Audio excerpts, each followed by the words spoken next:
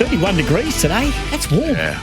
Good day for selling houses and playing golf, they say. Yes, it is. I might break my ban on golf, 5-day ban, and play today. 18.6 degrees currently. I don't know what it's doing over in Melbourne, but that's where we find the great man Adam Simpson. He's over there for AFL Nation. He'll be there tonight with Jared and Dwayne in the box. What sort of, stick your head out of the studio, what are they doing weather-wise today? It's a bit chilly. Got a jumper on. But Really? Yeah, 31. That's great. The weather in Perth in April is second to none.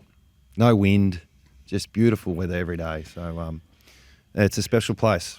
It is Finbar Maley who's making his debut tonight for North Melbourne. Debuting this week. He's debuting, right? He's debuting for North Melbourne. His mother is over in Perth currently, and she was talking to Finbar on the phone. Right. They recorded it and said, I'd love to come back, but Perth's weather is so good. Really? I can't help you. There you go. When you're That's right. playing at Optus. His dad was the mailman for the Yes. North Melbourne Giants, was it? Giants. Yes. So Yes. I played with his dad. I played basketball with his dad. Rubbish. What? Nah, What yeah, level? yeah. Yeah, Well, what do it you was mean? the over 35s Division 3 Bulleen League. But I still played with him. And can you imagine how it goes when you're, 6'10", and over 35? So it's fair to say we went Just all give right. him the ball. Just give him the ball. Yeah. So I didn't know that until he's He could play a bit. He could play a bit. Absolutely. Anyway, so he's wearing number 39. We've worked it out. He was wondering if he got a ticket. I remember the audio. He said, "Do I get a ticket?" Yeah, he's a good man. I reckon we'll slot yeah, you he's a in, bit don't we? mature age player, so looking forward Yeah. to see him play. No, right. Is that it? What's on the agenda, boys? What do you got? Give me, Hey, give me your stupid list thing that you got. Guys, I've never seen guys lose interest in a list halfway through it before. But It was my idea. We asked, what was your idea? And then you just lost your way. Hey, who would you pay to Yes. go see, Simo? Yeah. Anywhere in the world, who would you say, righto? And, coaches, ex-coaches, look, you are the tightest human beings in the world, so, you will have to fork out some Come you will on, have to fork out some cash. Who are you going to pay to see? And it's obvious because I've just been over there. But I didn't realise the pressure that golfers are under to perform. Just the closed skill sport where it's a routine, and when we're all on our own playing golf, and suddenly we see, you hit it onto the wrong fairway and you've got to hit in front of 4 other people you don't know, and you're in panic stations. When you got to do it in front of millions, I just got such a strong appreciation for the top 5 golfers of the world. And McIlroy, obviously at the moment, but Tiger and these types, what they have to deliver under pressure is, I pay to see that, definitely. Outside of that, I still pay to see footy. It's individual players still bring you to the game, but the Bontempelli types and good sides. I know you're talking about individuals, but I'd still pay to see footy. Yeah, agree with you wholeheartedly. Hey, mate, I know you're out of it and you've been over there in Melbourne, but there's a bit going on over here in Perth, of course, with the West Coast Eagles. What's your vibe from an outsider looking in? Are you surprised? And do clubs have these powwows often? I mean, West Coast, this one, the West is reporting it was Worsfold who called it, then there's other people saying it was Jeremy McGovern called it. Regardless of that, they've got together. It's not just about on-field performance, it's a bit about culture, blah, blah, blah. And one part of the element, something you were very big on when you coached, was family. Yeah, I'm not sure. I've got no idea what happened, and I'm only hearing what other people hear. So I can only assume, like most of us, that the hearsay that you get from people. I'll be looking forward to seeing whenever Minnie speaks next. I'm sure he may address it, or does Pikey address the situation and give a bit of clarity on the conversation, or is it private and they were disappointed it got out? So there's sort of the two things you work through from a media management point of view. So I'm sure there'll be a response somewhere. Has there been a response yet? Not yet. No. Okay. Not yet.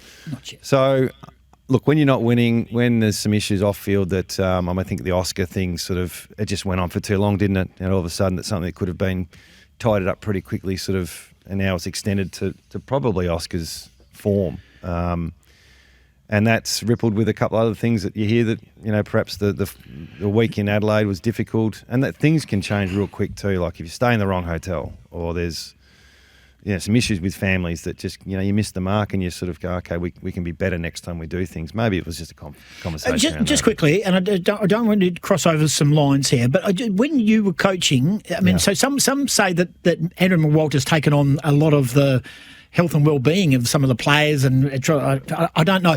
When you were coaching, did you have any say about hotels, buses, what you did in between time, downtime, movies, hotel rooms? Did you have any to do with that at all? Probably too much. I was micromanaging a little bit early on, in particular, where you just want. I'm a detail guy, so. And for my time there, the people that organise those things, they're the best I've ever seen. They're that diligent, because it's November, you've got to plan these things, not February, March, because there's 60 people travelling, there's accommodation, there's food, where do you want to train? So every year we would plan in November, flights, when do you want to land? Do you want to land in daylight? Where's the training going to be? The meals look like this, and I would oversee it a very, very small degree because they were so good at organising things. Where I got into trouble was I'd change things. I go, well, we're not going to train. We need to train indoors because we're at Marvel. Can we get the basketball court? And they go, really? We planned this in November. So the detail of which they went to. What's changed for everyone is COVID.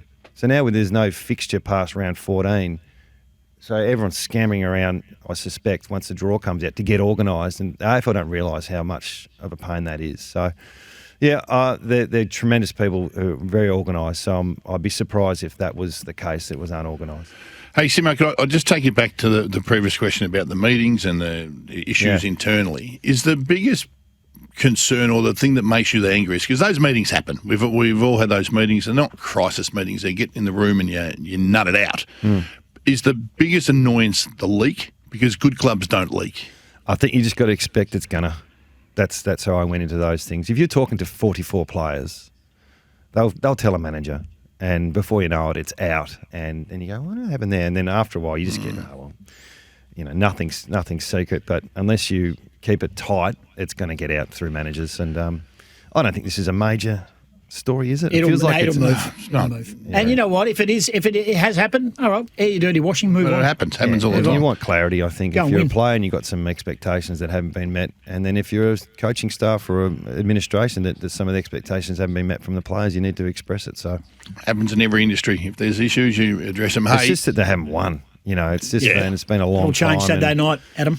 You're on the D's or the West Coast? West Coast. He's very, very confident on it. Hey, have you ever at any stage during your long tenure as coach of the Eagles want to ban anybody? Did you think maybe this Gossage bloke is starting to piss me off? Yeah. Well, Kane was one of them. Did you ever ban anyone or go close to it? From the Western Australian might have been in the mix as well, just quietly. But I think when it gets personal and vindictive, and I responded to something, and then from the moment I responded to something, I think it was with Kane, and then he doubled down and doubled down. And it got to the point where, I'm not going on any shows and then, I don't know, it's difficult when you criticise someone to the point where it's personal, then you're expected to front up and sit with them and do an interview. That's the challenging piece. Like where's the give in, and we're all open slather, but when it's personal and it's weekly, I found it difficult to actually respond to people's questions. And I suspect that's what happened at North. Yeah, it's pretty ugly. Hey, thanks for dropping in. We appreciate it. Put the invoice in. We appreciate it. Oh, great call tonight. See you, boys. See you, mate. He'll be on the radio. Yeah, you too. He'll be on the radio tonight with Dwayne, and the best call in the business. So sync it up. Turn the TV on and get those blokes on. You won't get any better. Dwayne, Jared and Simpson together. They are officially... Well, that's the A team? B team, behind me and Hayes. Right. They are the B team. What about Scotty? No, your mic is off. Off means off. Goodbye. See you later. This is Scotty Ingles.